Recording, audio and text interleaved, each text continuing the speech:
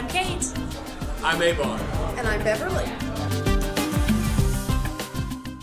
Today we're dishing with you from PJ Clark's Sidecar. PJ Clark's is known for their famous burger, but some other PJ Clark's specialties include these oysters on the half shell, the shrimp and grits, and check out that hearty Greek chicken salad.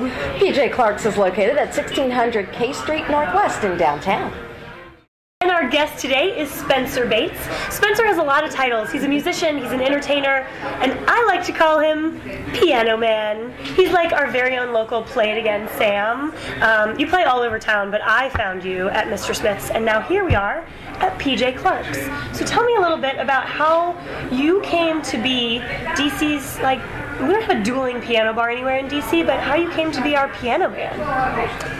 Well, Mr. Smith's, I guess, has had a piano tradition for decades, several decades. So when I got out of college, having grown up in this area, I came back here, and my girlfriend, who's now my wife, helped me to get an audition at Mr. Smith's, and I immediately got the job, and I've been there for 8 years. Oh, wow. 8 years? Wow. 8 years, yeah. Oh my goodness. Okay, so you have heard everything from really great requests to really awful drunk people trying to sing along with you. You have got to tell us some of those stories. I sure have. Sweet Caroline, I can imagine, is one. You imagine correctly. Yeah. You imagine correctly at least once an hour. I just want to know how you remember all of the things that you get asked to play. I mean, on the spur of the moment, if I said, hey, play Billy Joel's Piano Man, you could do it.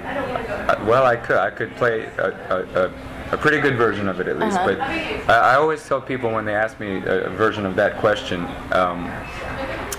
that I don't have a lot of space reserved for much else other than memorizing lyrics and chords up here. So, you know, so basically when I was in college, I taught myself piano, and as I was teaching myself everything, I was also memorizing the lyrics of the songs.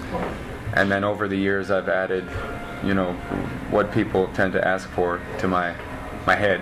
So to go from teaching yourself how to play piano in college to actually getting a gig for 8 years at Mr. Smith's, how did that transition happen? Because you had to have been somewhat good for your wife. I know she's your wife, or girlfriend at the time, but yes, you had to have been somewhat good in order for her to say, you know what, I think we should, you should take a step and go play at Mr. Smith's. Well, that's a fair deduction. I think probably two years into college, I was at a point where I could start performing without, you know, the Rotten Tomato effect. Anyone ever actually thrown a tomato at you? Or a pickle? What a great question. Or a any lemon? type of food. I opened myself up for that one, didn't I? Yes, you did. Yes, in fact. Although, believe it or not, it was not done rudely. It was done as a token of affection. You had some fruit lovingly thrown at you. Yes. Wow. Explain how that happens. Well, let me make the analogy of, you probably are aware of the request for free bird. Yes. Oh, yeah. That is thrown around as a cliche. Mm-hmm. So the having things thrown at you is also sort of a cliche.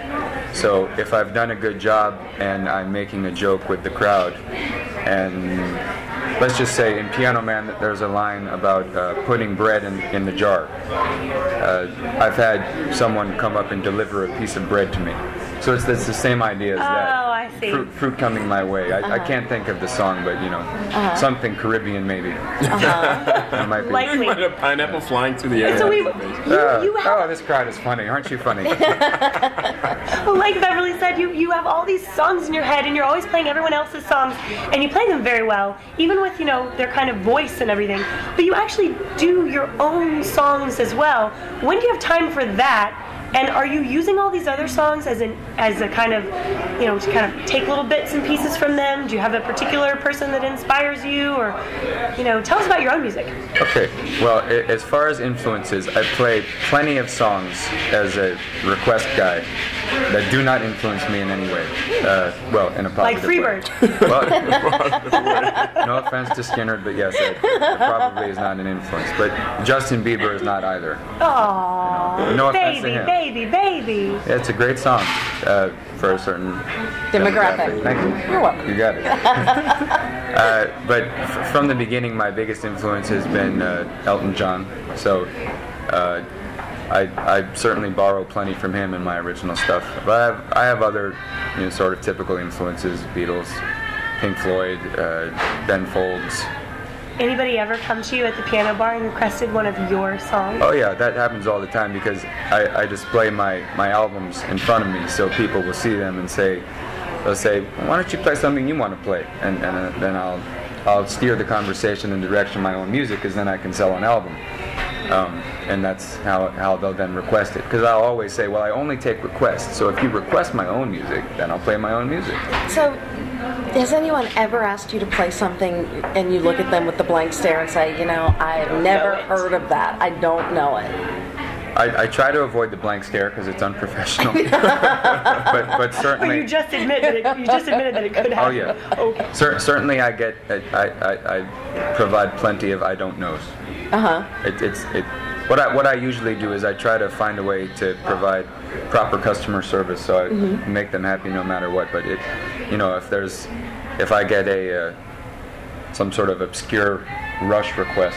I actually like Rush. No, I'm Canadian. That's I don't have. I think Rush is great. But the problem is it's a lot harder to play than Jimmy Buffett. So if I'm not prepared to play Rush, I've got to do something about it. Might need more than a piano too. I don't know. That's true. Well, there's no piano here at PJ Clark's Sidecar, but there is a piano at Mr. Smith's, and I know that's where you can be found. You got it. can also find your music on your new CD. That's right. Thanks so much for being with us. Well, thank you for having me. You guys are great. And thank you so much for being with us. You can check us out here next time on The District Dish. You can follow us on Twitter. You can be our fan on Facebook. And you can come see us at Mr. Smith's when we're listening to Spencer play. See you next time.